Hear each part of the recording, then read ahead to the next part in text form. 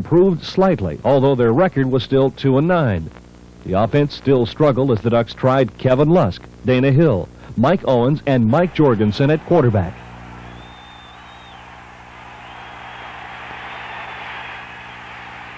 The Ducks' defense kept them in games and was led by all Pac-10 performers Steve Brown and Mike Walter.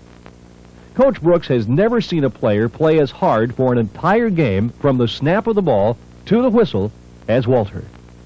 Mike, now a starting linebacker with the 49ers, has learned that success does not always come easily. Coach Schaufield was a great man to play for, and I think sometimes when I got really frustrated in football and I felt like almost giving it up, Coach Schaufield was there, to talk to and to keep me going.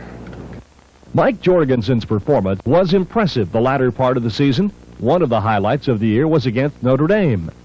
At Autzen, Jorgensen hit Osborne Thomas to set up a touchdown, and Notre Dame had to come back to tie the Ducks. Jorgensen also led the Ducks to an upset victory over Arizona, again finding Osborne Thomas, who was the leading receiver in 1982. Going into the Civil War game, Oregon had only one win and were fortunate to escape Corvallis with 2. The Beavers led 6-0 with 2.5 minutes to go until this play. Jorgensen looking, the Ducks still trying to get on the scoreboard, fires for Osborne Thomas, he's open, touchdown! Lloyd Schmidt, who has not missed an Oregon State game in 68 years, rates the 1982 game at the top of his list. About 2 minutes to play, we made some couple nice passes, and I was quite worried on the kick. But broke the 6-6 tie, we beat them 7-6, and to me I was really thrilled. Walter won the Hoffman Award, and Terrence Jones gained over 750 yards, with more than 100 of them coming in his last game with OSU. 1983 turned out to be an unpredictable year. Low points of the year were at the beginning and the end. In the season opener, the Ducks got whipped by Pacific. In the finale, the Ducks and the Beavers, under very wet conditions, could not get on the scoreboard, although they had numerous opportunities. The more positive side of 1983 came against Houston, Cal, Arizona, and Stanford. Houston was a big win as Coach Brooks drilled a warfare mentality into his team after losing their first 2 games. It paid off as the Ducks beat Houston in the trenches. Linebacker Don Pelham's tackle late in the game sealing the victory. The Ducks dominated Cal 2 weeks later as Mike Jorgensen turned in a great all-around performance. 1 week later against number 9 Arizona, the Ducks scored a major upset. The defense, led by 2-time Pac-10 Defensive Player of the Week, Dan Ralph, throttled the Wildcats. The game was also very memorable for Gary Zimmerman, now with the Minnesota Vikings. Whenever nobody gave us a chance, and we went in there and they were tough, and we just battled with them, and we beat them. Finally, their fans came over to our side, started booing the Arizona team. And they didn't cheer for us, but they booed the Arizona team, and we came out of there with a victory. And, I got the game ball for that game, and I think that's what sticks in my mind the best. Against UCLA, 2 new 1983 faces made their presence felt.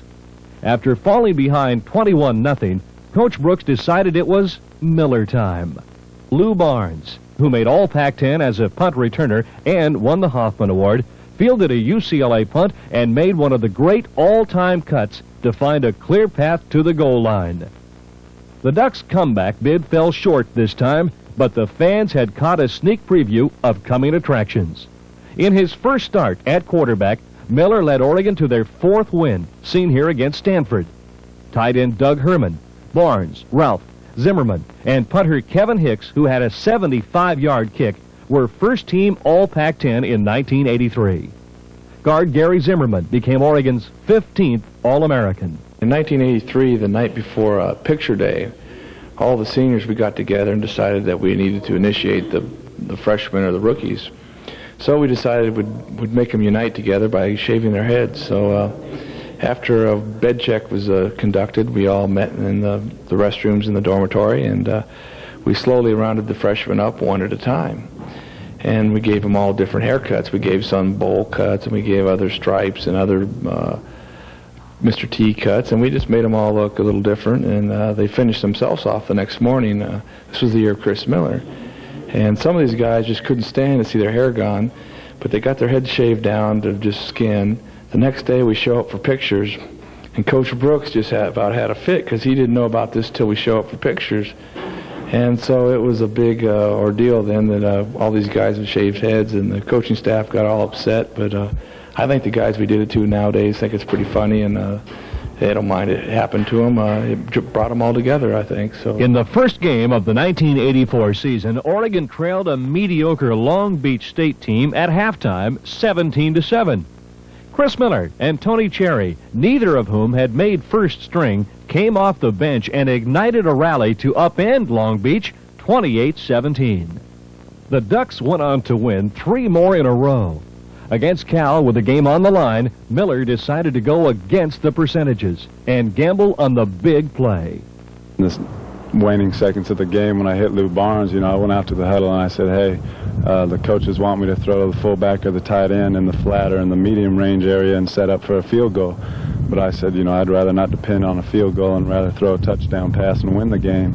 So I said, hey, I'm going to look for you and beat this guy. I said, go down there and put a move on him down by the goal line and I'm going to hit you.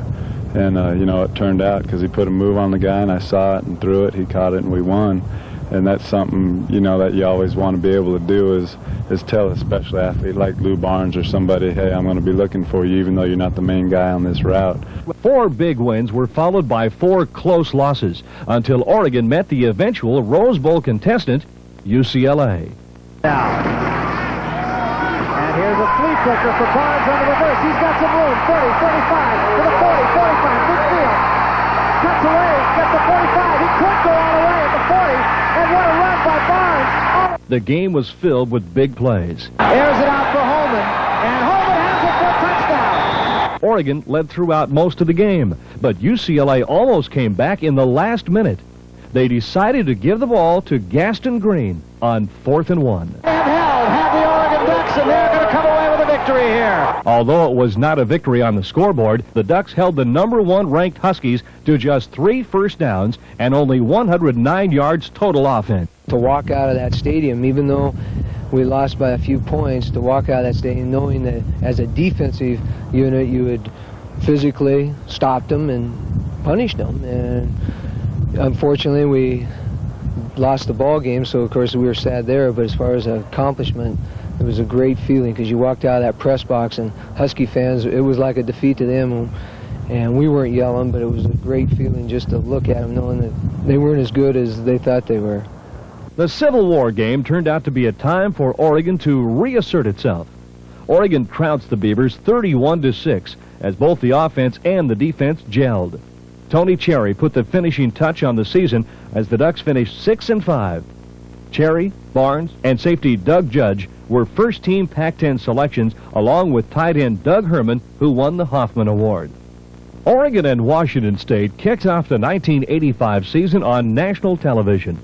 There were plenty of entertaining moments in the high-scoring 42-39 contest, but Oregon's Cherry, Barnes, and Miller proved to be too much for the Cougar RPM trio of Ripien, Porter, and Reuben Mays.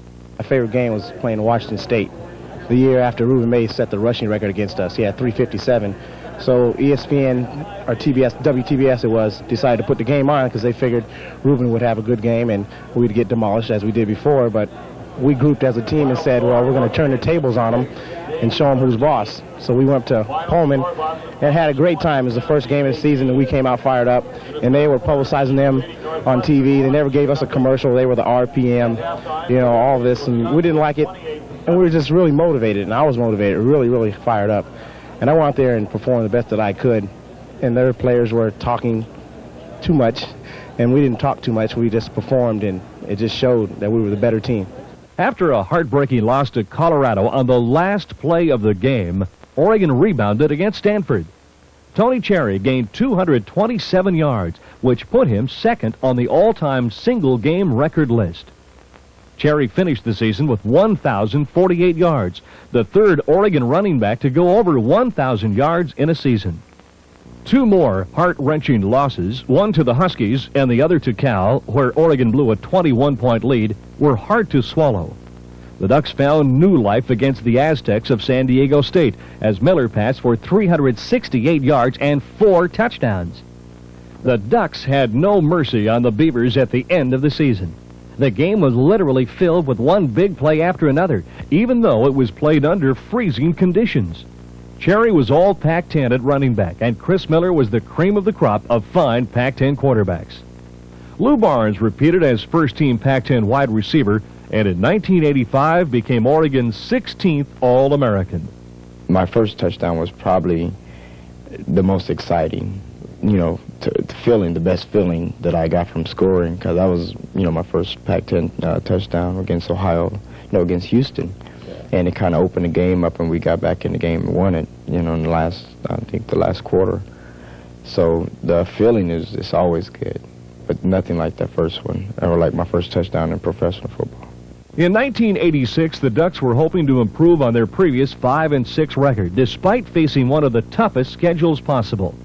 Every one of their first 8 opponents finished the year playing in a bowl game. The Ducks managed to win the first 2. Anthony Newman recovered a blocked punt for a touchdown to get the Ducks off on the right foot to start the season. The next week against Colorado, it was a seesaw affair.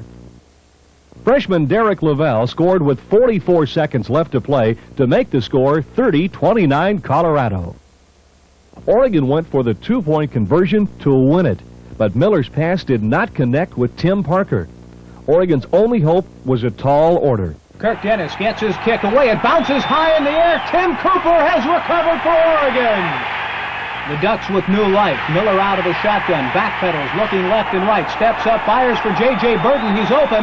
Caught at the 27, loses the ball, but the official says he held on. All eyes on Matt McLeod. Gary Robertson the snap. The hold by Miller. The kick by Matt from 35 is good. Oregon beats Colorado 32-30. The next 6 weeks were a severe test for the Ducks as they faced some very well-balanced teams. Oregon almost came back against USC as Chris Miller set a school record for most passes completed with 33.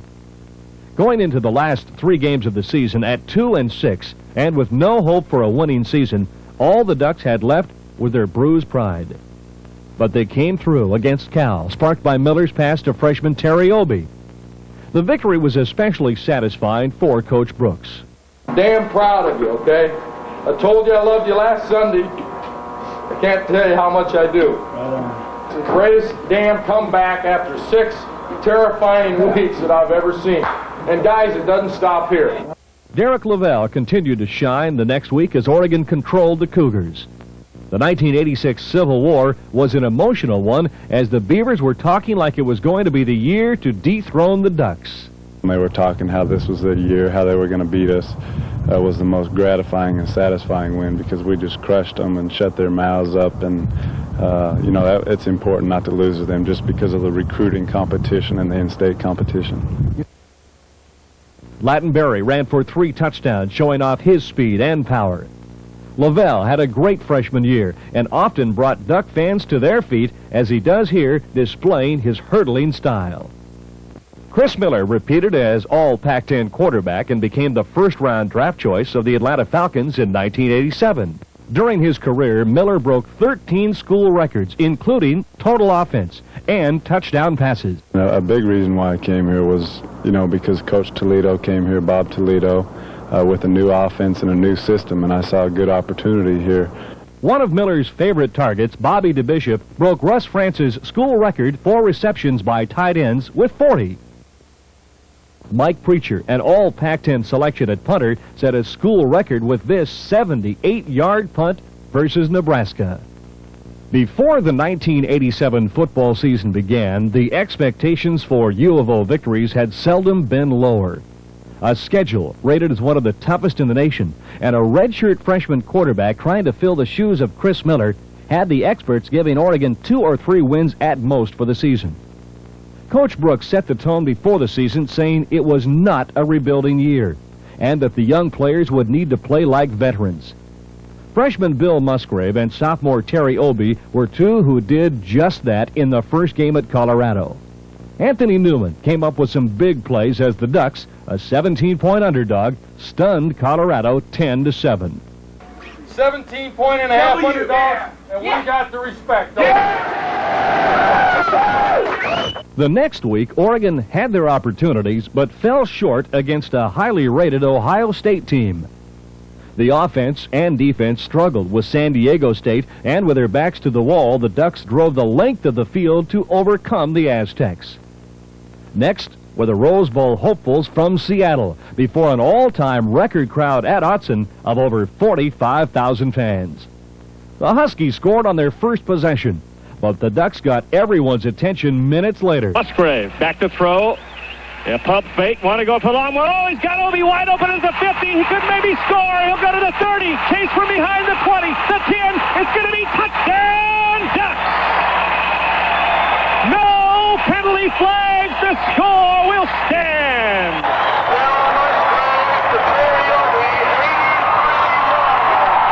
The public address role is not to be a cheerleader, so you do it with voice inflection. And in fact, this season, what's funny is that both USC and Washington and their coaches shows, the PA announcer here has been called a homer, and I can't understand that. But anyhow, we're here to win. I'm a Duck. The Ducks build up a 15-point lead late in the fourth quarter. And rolling left one to throw. Musgrave's got a man out there. Caught Lawson, 20, turns the corner, 15, he'll go. Touchdown Ducks!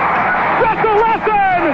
Oregon held off a late Washington comeback to beat the Huskies for the first time at Autzen since 1973. My senior year, beating Washington here at Autzen Stadium with a packed house, that was a great feeling. We've never beat Washington, or I haven't since I've been here, and to come down here, and have them come down here and in our place, and we beat them up pretty good. That was a great feeling. Next came the eventual conference champion, USC Trojans.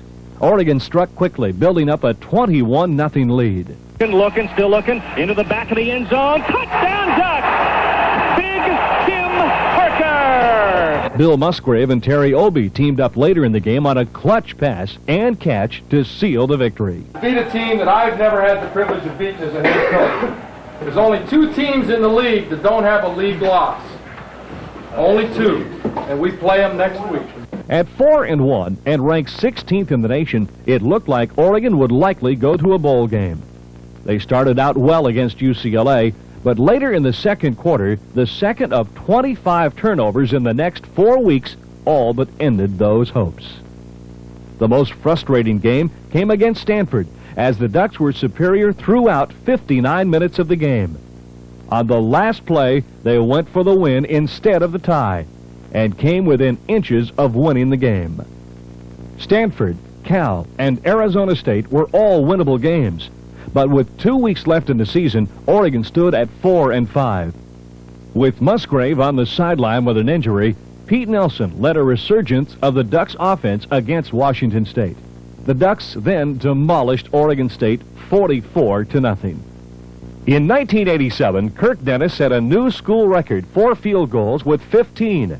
Nose tackle Roland Poutsier and strong safety Anthony Newman, who were instrumental in the improvement of the new 3-4 defense, were co-winners of the Hoffman Award, and both made the All-Pac-10 team. A new season attendance record was set in 1987.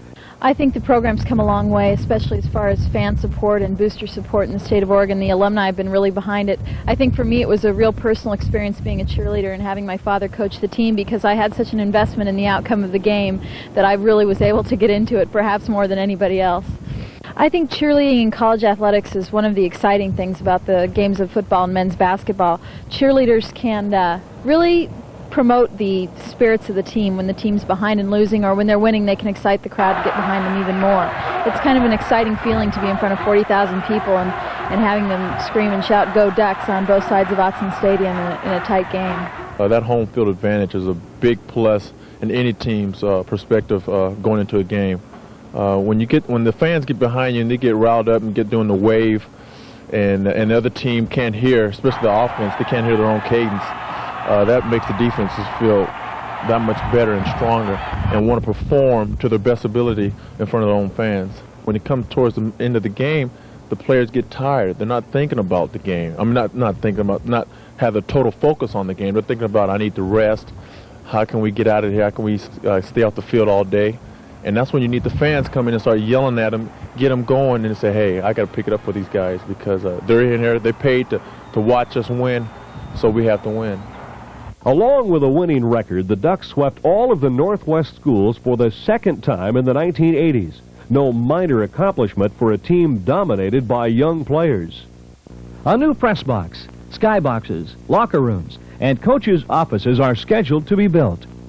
Despite just missing going to a bowl game, the commitment to success points to the realistic possibility that for Duck players, coaches, and fans, their best days may still lie ahead.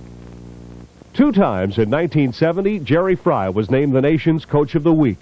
During Fry's 5 years, his teams were 3-2 against Washington and split with USC and UCLA. We had the people, we had some talent. We were able to beat USC 2 years in a row, which I think has never been done by anybody, anywhere. The USC doesn't let that happen. We were able to beat UCLA in the same year, the Air Force Academy in the same year. I think the biggest thing to me was through those years we were proving that our program was solid and was on the move. Over its 90-year history, Oregon has not only had a winning program, in addition, few schools can boast as many great players who have gone on to excel in professional football.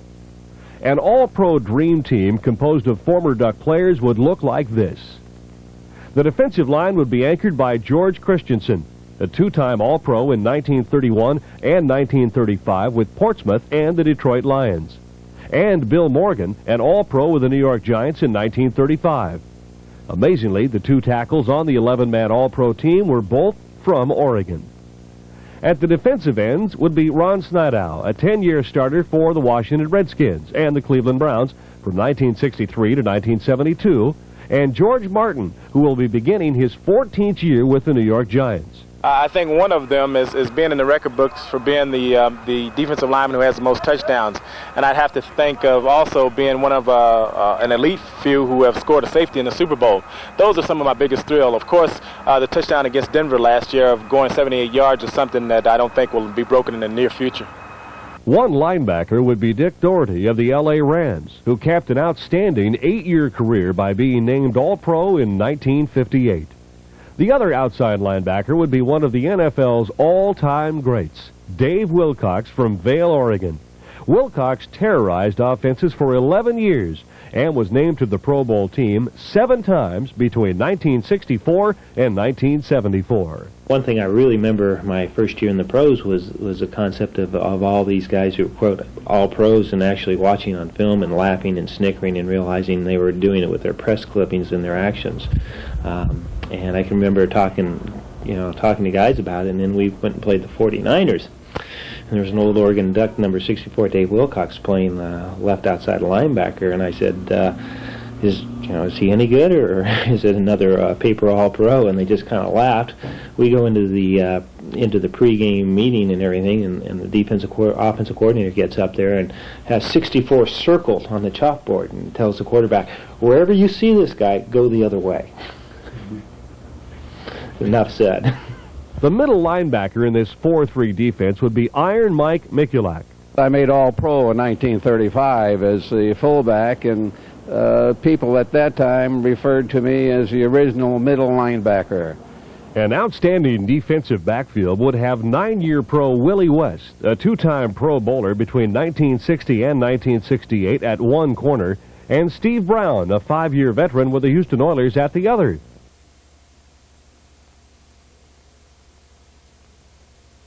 It's very exciting your first 2 years to play professional football, but I think that the one thing that comes across very quickly is that it's a business, and you realize that right away, and there are no loyalties. In high school and college, it's very different. You establish relationships with your coaches and your school and so forth that are very rewarding to you. And in college or in professional football, there are no loyalties. You're just you're a commodity. Few all-time teams could boast 2 safeties to match Oregon's. One would have to be Dave Grayson, a 6-time All-Star who was named by the Hall of Fame to the all-time AFL team of the 60s. The other safety would be Mel Renfro, named to 10 Pro Bowl teams during his 14-year career with the Dallas Cowboys. In fact, the Cowboys' Ring of Honor consists of just 6 players: Lilly, Staubach, Perkins, Meredith, Howley, and Mel Renfro. Coach Landry says, well, we got to put him somewhere. Let's put him on defense. Let's just put him back there and let him play. Well, first preseason game, I intercepted a couple of passes, ran punts and kickoffs back very well, and I guess I was my own worst enemy because I performed so well in that role as a defensive player and a kick returner that he decided to leave me there. Do you kind of wish you'd got to play more offense? Well, no, not really, because when I look back and look at some of the stats, I carried the ball 10, 12 times a game on punt returns and kickoff returns. Some games I gained more yardage than the running backs. At center on offense, 2 Oregon products were All-Pro. Brad Eklund, a 2-time All-Pro for the New York Football Yankees in 1951 and 1952. And Fred Quillen, a 10-year performer with the 49ers who made the Pro Bowl in 1985 and 1986. What is it that really makes the difference between that player that goes on to play pro and then becomes an all-pro like you? I mean, there's guys that are your size, but they just don't do it. Well, exactly. As the old saying goes, it's 90% mental. You have to really have your thinking cap on at all time and be able to adjust in the run. Another thing is being quick. Really, that's what a number one asset. You have to have quick feet and to be able to think in the run. And if you have those 2 attributes, then you're going to go places. It's just not enough to be, you know, great big and real strong. You have to be able to move. If you take, say, 20 plays and you take 10 changes and plus all the other variations and 5 calls on each play, you know, you may have 10, 15,000 variations on any one time, and the quarterback may call the play in the huddle, and we go up the line of scrimmage and they jump into 3 different defenses, which is 3 different calls, and you still have to get off on 2. And so if you get stuck on a thought process or whatever, you're not going to play there, because that's what makes you effective as you take smart quarterbacks like Bob Berry and Francis Tarkington, and they're into the game, know what the game is. They want to make changes at the line of scrimmage, and you got to be able to do it.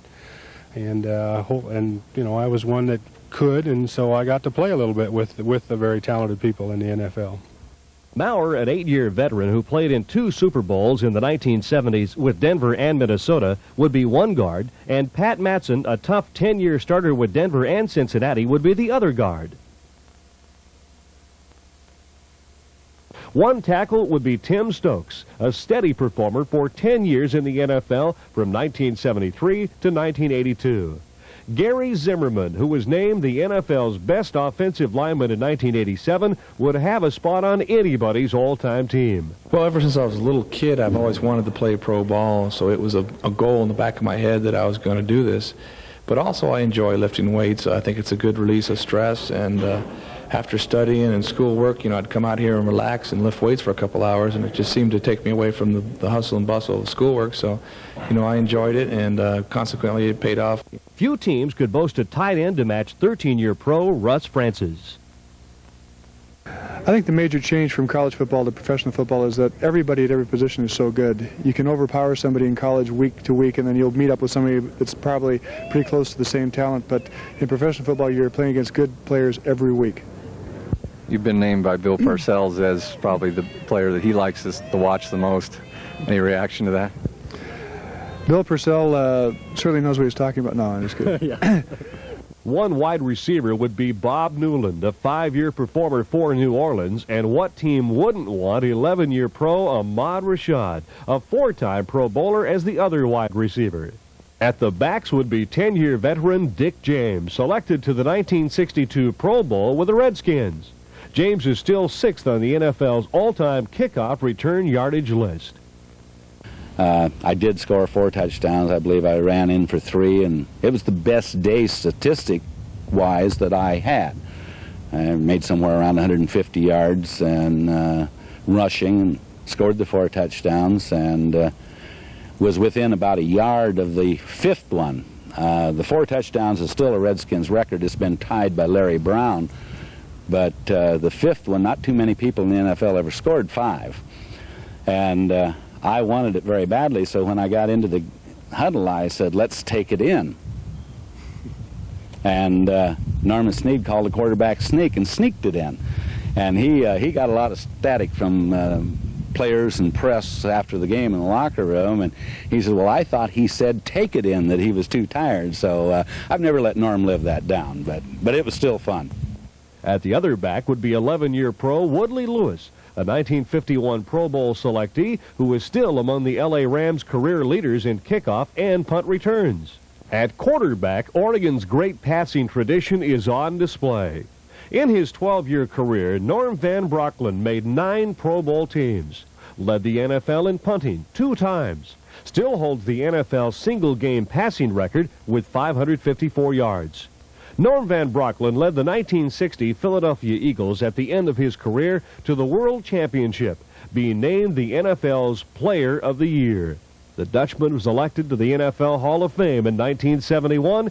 And Norm was highly intelligent, was a good student in school, and the greatest long passer that ever lived. We played together several years, 2 years at the University of Oregon, and also with the Rams for a long time. But he was a competitive quarterback, really. I like working with him, like playing with him, because he always felt that we could really win. You know, and that's the kind of leader you need. An illustrious 15-year career came to an end in 1988 for San Diego's Dan Fouts. Fouts played in 6 Pro Bowls and is second only to Fran Tarkenton as pro football's all-time passing yardage leader. I think the exposure I got at a young age, being around players like Brody and Wyatt Tittle and Billy Kilmer, was I could see that they're just normal human beings. They weren't gods. They were just normal guys that were very good at what they did. And once I went to Oregon, that was a big step for me. Because number one, it took a financial burden off my parents that gave me a tremendous amount of pride that I was taking care of myself now. And the next step was to attract the pro scouts. And now once they came around, boy, all I wanted was a chance at pro football. And I knew that if I got that chance, that was really my goal. It wasn't to make the team, it was to get the chance and to do the best I could. Fouts began his career at San Diego as John Unitas was ending his with the Chargers. Interestingly enough, Unitas' career began with another Oregon quarterback. I played quarterback for Baltimore my rookie year in 1955 when Alan Amici and Lenny Moore and Ray Berry, all of us were rookies. Shaw was third in the NFL in passing in 1956 until he got hurt in a game. He was replaced by John Unitas, and the rest is history. It would also be hard to choose a head coach with the likes of Jack Patera, Van Brocklin, John McKay, and John Robinson. In one regard, there's no one that can compare with John Robinson. I've never played for anybody as emotional and as bubbly a coach, even in my 10 years of pro. Robbie could give a pep talk like nobody else in the world. Every college football program, no matter how successful, has had their ups and their downs. To have watched the Ducks over the years is to have truly seen about everything. One of the keys to enjoying football, then, is to remember that it's just a game.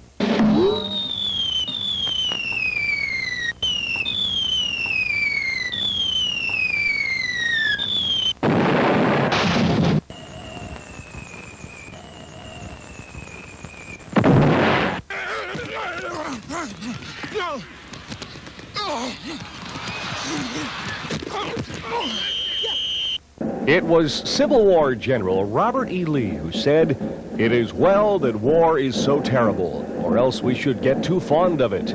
Well, I guess the case could be made that in America, football has become a civilized substitute for war. He was a great field general. It was all blood and guts. Get in the trenches. It was fun to go out there and hit somebody. It was really fun to go out and break your nose and get dirty and play football. Defense, you have a chance to hit people in a legal way and vent your frustrations on. Like if politicians would all play football, I think maybe they would be better off. Over the years, the game, though, has become more civil. Why now, even the battlefield, the majority of the time, is synthetic carpet. However, some bad habits acceptable on grass are still hard to break. Football is more than war games. Many do see other facets to it. Actually, it's more than 11 fanatic defenders running to the football. Some get philosophical about the game. You go through life preaching that football is a game of life. So you do unto others before they do it to you. That's not. They're taking every game one at a time, as the old saying goes. We just figured there had to be greener pastures down the road. That didn't really pan out for us either, but you know, hope springs eternal. Yeah, the game was like a symphony. It just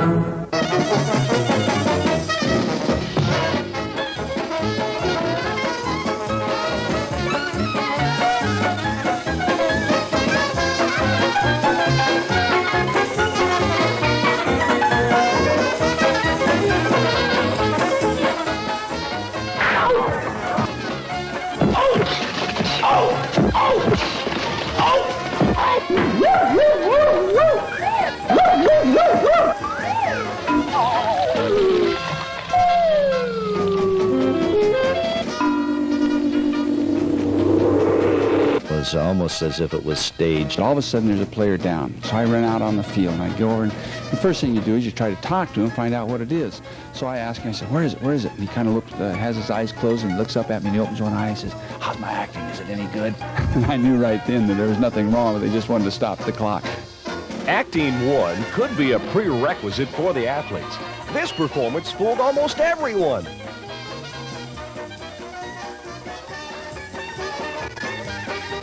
This guy is dreaming if he thinks he's Oscar material. Here, Steve Brown had everyone guessing.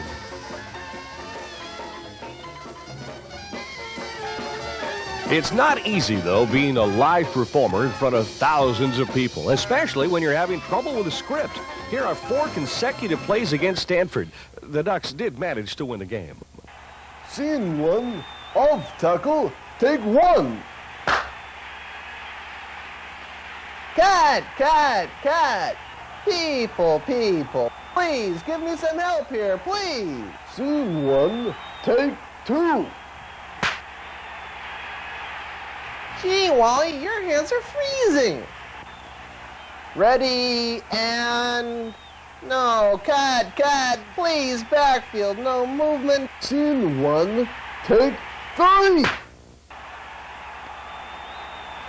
Backfield in motion, baby. I'm gonna have to penalize you. Cut, cut, cut. Thank you. Scene 1, take 4.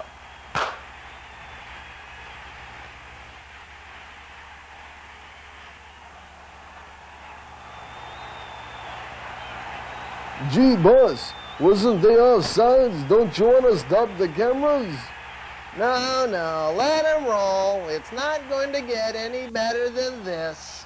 Okay, people, you can all take 5. And really put these son of a guns away. Why can't we do that? Come on now, let's go, Al. Get your head back to the ball game. Now remember the cadence. We had 2 procedure penalties. One they didn't call on us. Now that's stupid. Here are some more examples of what they were really saying on the field. Y'all wait now. No guns and knives. Okay, go ahead. You're clean.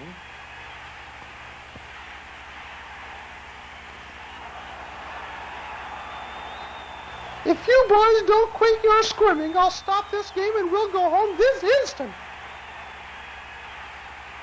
Come here, ball. Come here, ball. You're a bad ball. Oh, I hope nobody was watching. Oh, my life's ruined. If she comes, you take it. No, you take it. I don't want it. Well, I thought you wanted it. What a stupid penalty. I'm gonna get back at that ref. Watch this!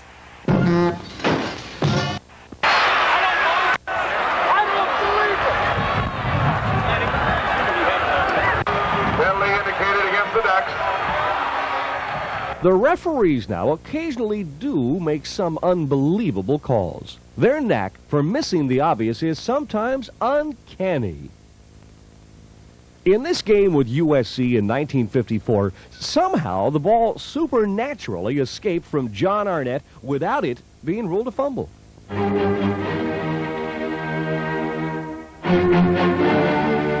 It's a wonder how the game could be played without the man in stripes making those difficult rulings for us.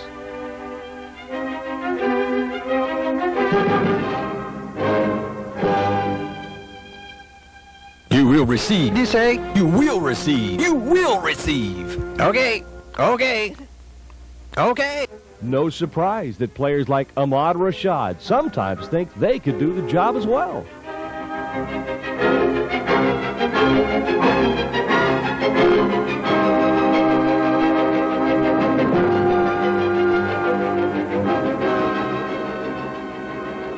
Even though the players don't agree with each other, at least the referees always do.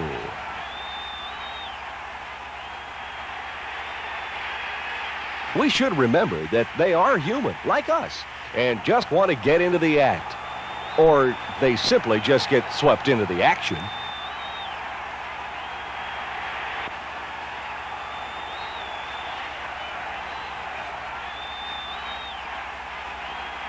He's safe. He's under the tag. He's safe.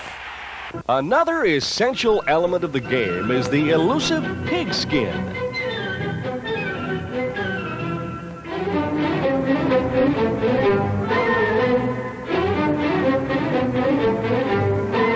In this case, it would have been better if the ball had been more elusive, as UCLA was awarded a safety.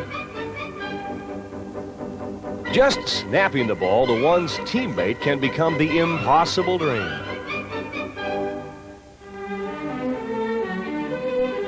In this 1982 game, the pigskin must have been greased.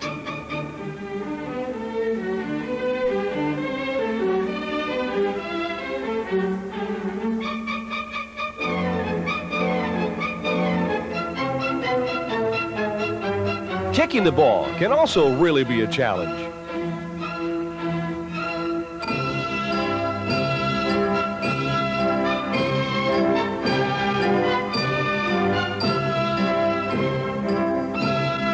Fortunately, the ball does take wonderfully consistent bounces.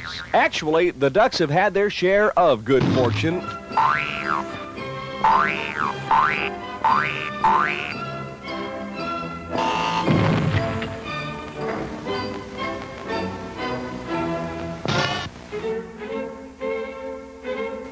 Sometimes the ball just magically appears. Oregon athletes are constantly making great strides in their life, always springing forward to new doors of opportunity. Yeah, you want to see me, Coach? Sit down. Rocky, do you really believe playing for the Ducks here in Eugene is a great opportunity? Yeah, I do. One opportunity for great enjoyment all the players appreciate is to experience playing under different climatic conditions on the rare occasions when the radiant Oregon sunshine is temporarily absent. Like the postman, neither a little rain nor torrential monsoon, nor snow, nor even obstacles on the field can keep a Duck from fulfilling his appointed rounds.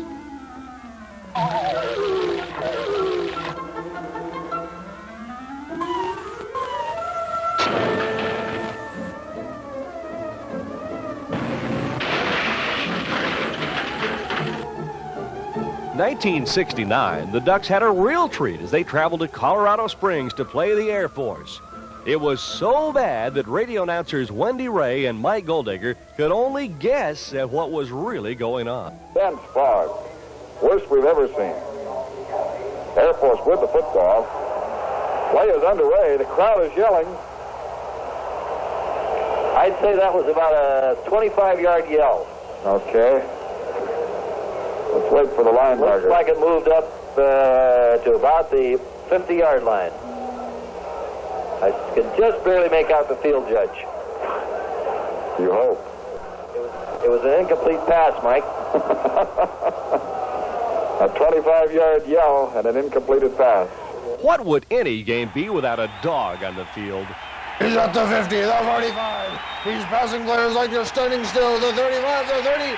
Out of bounds on the 28-yard line, and he's still going. What fan wouldn't enjoy one of those nail-biters against the Huskies like 1973 when Oregon edged Washington 58-0? And the very next year when Washington squeaked past Oregon 66-0? Or who could forget the years of the wide-open offenses in the mid-1970s? Unfortunately, the defenses were sometimes more wide open. Probably my funniest game for me, but not funny for Don Reed, was when I made the announcement when Washington State was third down and about 47 yards to go, and I said third down, a half mile to go. Jack Thompson throws a 48-yard pass for a first down. The Cougars go in and score. Washington State wins the game 22-21. Coach Reed said, just give the right facts from now on. Often, the action on the field reaches a fever pitch. Understandably, during those times, the fans lose all sense of where they are. There are usually plenty of other attractions to keep the fans occupied.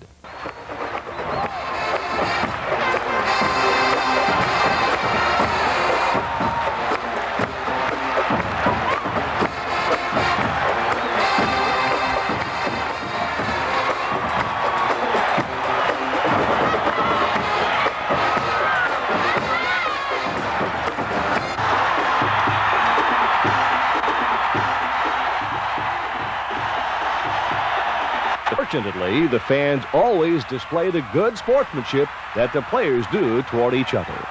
Well, Washington had been beaten by Oregon 6 straight years, and they winning, of course, upset the Oregon fans, and there's always a lot of Washington fans come to the games down here. And first thing you knew, we left the stadium. It was at Multnomah Field, and we were sitting up on the steps when we saw the fight start, and both teams sat up there and watched it. And it went on for a period of probably an hour, and many broken heads and teeth and whatnot. And finally, the Washington guys got the goalpost down. That's what created the fight. They came out to tear the goalpost down.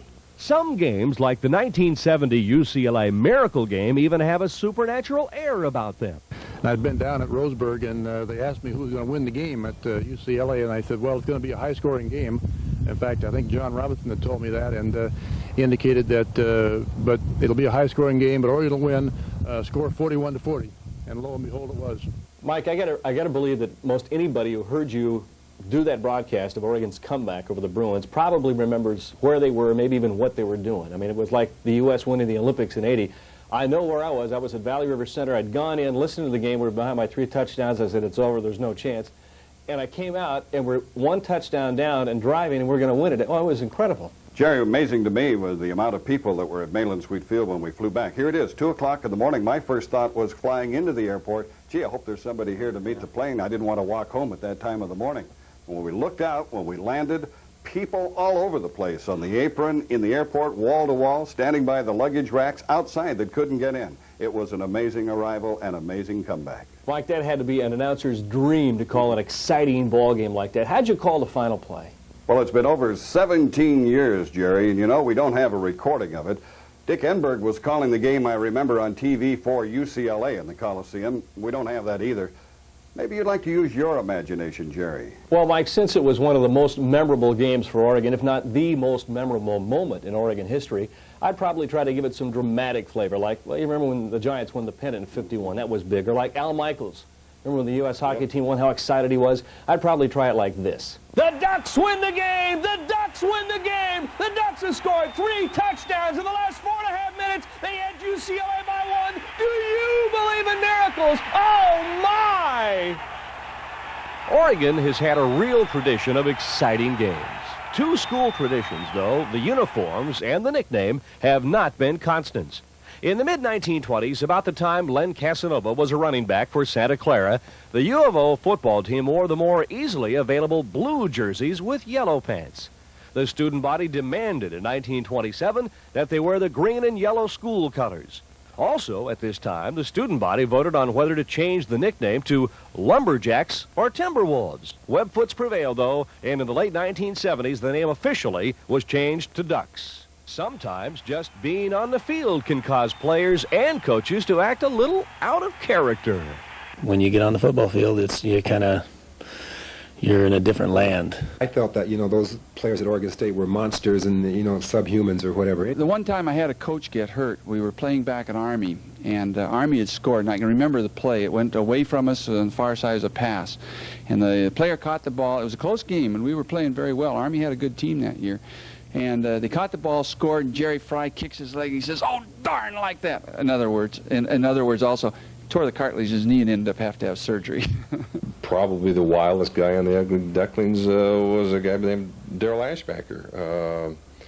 He's the guy that threw his arms and run through the wall. He was out of control. One thing that doesn't change is the warm, lasting relationships between former players. I will never forgive you for the article in the... Oh, you should forgive me. You should forgive me. I should? Oh, yeah. It's part of my... One thing. It's nice to know that all the players are consistent in their feelings toward their coaches. But he was a mean, self-centered SOB. I didn't like Spears. I didn't like him as a person. I didn't like him as a coach. I think he maybe was too nice of a guy. What do you have to say about your coaches, Len Casanova? Well, this guy is somewhere between the president and the Pope in my estimation. Others see them as prophets. And in about 30 minutes, John McKay convinced me that I would grow a couple of inches and probably gain 30 pounds. At this time, I was 5'8" and weighed 145 pounds, and he says, "You'll be 178 pounds by the time you're a junior." So he gave me a full scholarship. And I jumped on it because what the heck, it sounds like a good deal to me, and he convinced me. So I went up to school, and 5 months after I graduated from high school, I'd grown 2 inches and I was 178 pounds. Exactly what he had said. Dick James would probably come a close second to George Dames as the greatest Duck overachiever. Dames came to Oregon as a 165-pound walk-on and became a 210-pound second-team All-American nose guard. George Dames, certainly, I made speeches about a lot of years. Young man who came to me weighing 165 pounds in the spring of his senior year in high school and said, "I want to play football." And I said, "Well, that's fine." He said, "Well, I want to be a lineman." I said, "Well, you're not big enough." Coaches have come a long way since Hugo Besdick used onions to produce tears for pregame pep talks. One time I remember he came in with a mask on of an old man, and it was like one of those rubber masks that you pull on, and it was of about a 90-year-old man, and he came in and gave his pregame talk and with that mask on, and that really helped fire the guys up. The pearls of wisdom coaches share with players often last a lifetime. Coach Zumbukas, one of the first things he said to me when I got here was toe in. That was the very first thing he said to me before he even said hello to me or anything. He said toe in, because I used to walk with my feet kind of pointed out at 45-degree angles on either side, and so that was the first thing he said to me, and that has stuck with me in my mind ever since. And to this day, I think I'll hear toe in. In terms of coaches, defensive assistant Jack Roach was at Oregon for 20 years, longer than any other assistant. The offenses have got so much more complicated. We used to think that we could stop the option. Well, there are a lot more option plays now than when we were coaching. Things are different. It's easy to criticize, but until you realize what's being thrown at you, it's better to be still about it. We have mentioned many who have both played and coached at Oregon. Others have been Ron Stratton, Dick Arbuckle, Bruce Snyder, and Dave Walker, seen here in 1970, running back a Jim Plunkett pass.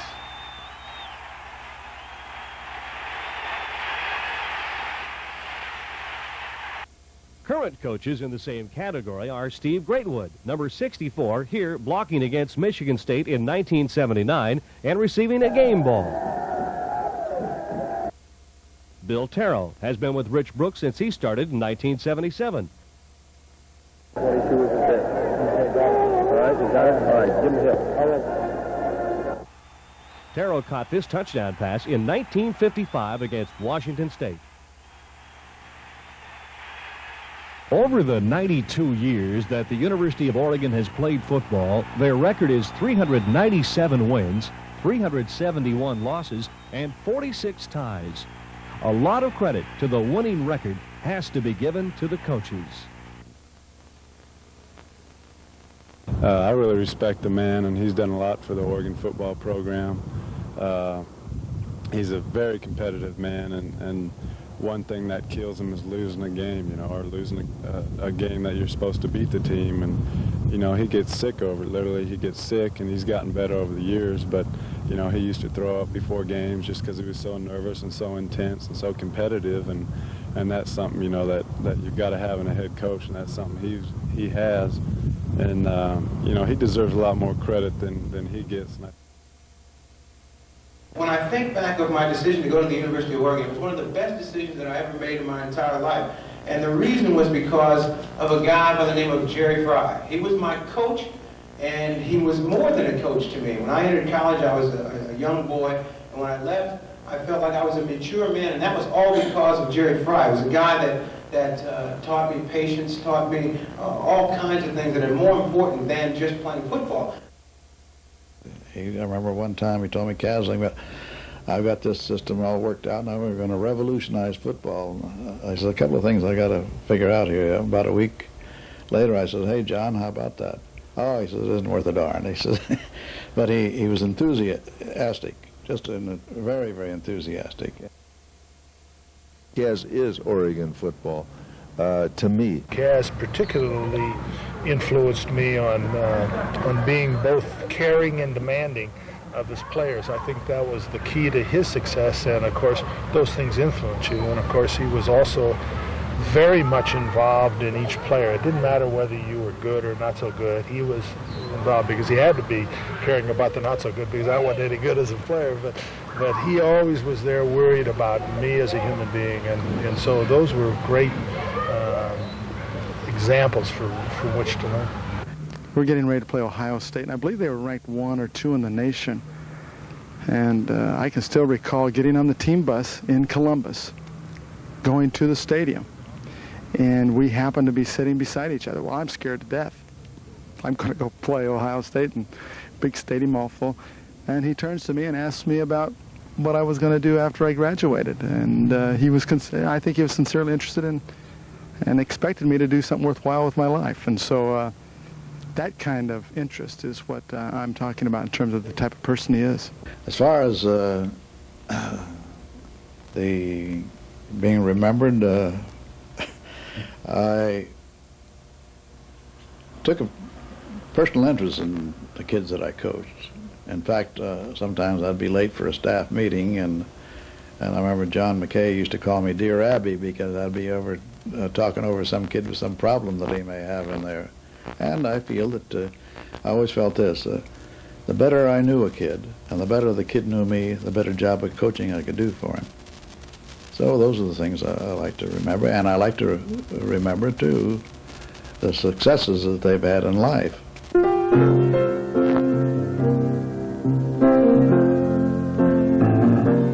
Oregon, our alma mater, we will guard you on and on.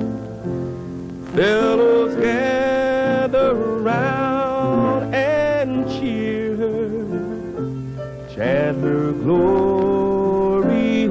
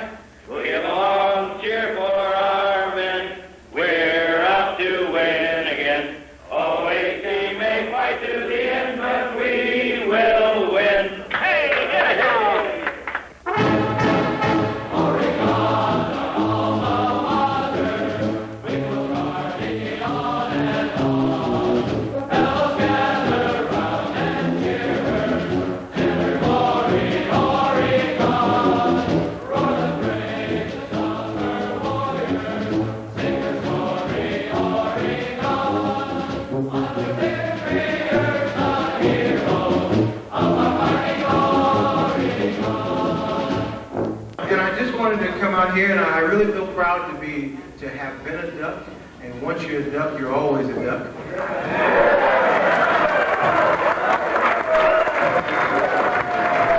And it's nice to come and talk to a crowd like this, because this is where it all started for me, right here in Eugene, Oregon. And, you know, coming out here, I really mean it from my heart, and I feel good about being here. And I would like to wish everybody luck, you, Coach Munson, Coach Brooks, everybody knowing Oregon Athletics. And remember, if you just do a little bit, I will talk a lot about you on television.